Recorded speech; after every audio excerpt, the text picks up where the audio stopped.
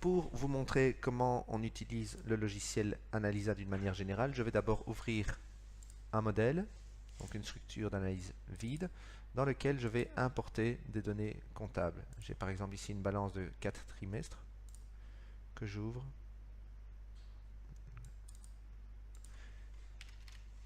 Et je vais l'appeler test. Voilà, j'ai 4 périodes. Donc nous avons tout d'abord un ruban principal dans lequel on peut décider de faire apparaître ou non certaines fenêtres dans le bas du logiciel. Un menu déroulant, on a toutes les options classiques. Nouveau ouvrir, importer, sauver, sauver sous et imprimer. Dans les différentes fenêtres, nous avons tout d'abord les données comptables dans lesquelles a été importé toutes les valeurs, qu'elles viennent de la comptabilité ou de la BNB au format XBRL. Ces données peuvent être complétées par des encodages, comme les taux de TVA, le nombre d'employés, le nombre de jours, etc. Donc si vous voulez une nouvelle valeur, vous faites clic droit, nouvel item, que vous appelez par exemple nombre de semaines. Et on peut mettre par exemple une valeur par défaut de 52 semaines, qui vient s'ajouter ici et que vous pouvez éventuellement utiliser pour des ratios ou des analyses. Les chiffres clés, les ratios, apparaissent ici et vous permettent de construire vos chiffres clés. Ça va de l'addition à la soustraction en passant par la division et la multiplication. Vous avez aussi des filtres qu'on verra dans un autre tutoriel et des ratios. On peut faire apparaître les périodes. C'est là que vous changez l'ordre éventuellement de vos périodes. Donc regardez, si je me mets ici dans mon compte de résultats, si je me mets sur la colonne de la première période, je peux faire changer l'ordre. Je peux éventuellement changer le nom. Donc si je fais double-clic, je peux éventuellement changer le nom test ABC par exemple, ou décider de afficher ou ne pas afficher. Donc test ABC, et je le vois pour la période 3.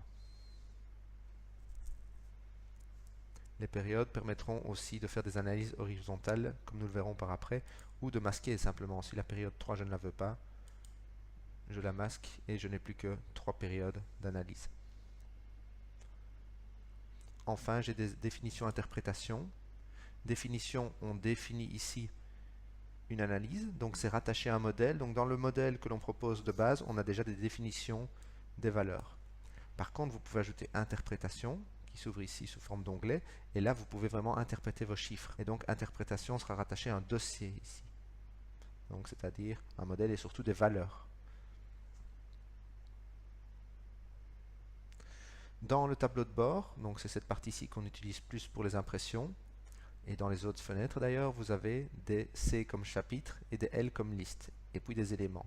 Chapitre au niveau hiérarchique, c'est le plus haut. C'est vraiment toujours des titres ou des éléments titres, dans lesquels vous pouvez insérer chaque fois des chapitres ou des listes, qui comprendront, elles, enfin, des éléments. Au niveau des impressions, comme je disais, on conseille toujours de partir du tableau de bord. Maintenant, si par exemple cette analyse-ci, vous ne souhaitez pas l'élément personnel, vous le supprimez, coupez, supprimez. Vous pouvez déjà ainsi réduire votre analyse. Vous pouvez lancer des impressions, soit imprimer via Word, et là ça lance un nouveau document Word dans lequel on va imprimer toute l'analyse comprise dans le tableau de bord, voire ajouter dans Word, et là on va par exemple juste sélectionner un élément, par exemple marge brute sur vente, et en ayant pris marge brute sur vente, vous allez l'ajouter dans Word. Donc c'est le document Word qui est ouvert, et là où le curseur est placé, l'analyse va venir s'imprimer, s'intégrer dans le rapport. Pour sauvegarder tout ça, vous faites un sauver sous, et vous pouvez soit sauver comme modèle, et là vous pouvez l'appeler modèle test, enregistrer. Donc je ne sauvegarde que ma structure vide, sans les chiffres, avec mes petites modifications que j'ai faites, comme par exemple la suppression ici de l'élément personnel dans le tableau de bord ou l'ajout du nombre de semaines. Et je vais pouvoir aussi sauver sous HLD comme dossier. Donc on avait HLM comme modèle et HLD comme dossier. Et là je vais l'appeler test et je l'enregistre sur mon bureau. Et là j'ai mon analyse complète, modèle plus valeur. Plus d'informations dans nos autres tutoriels. Sur notre guide PDF qui fait une trentaine de pages avec une table des matières interactive. Et enfin, un FAQ, une foire aux questions sur notre site internet.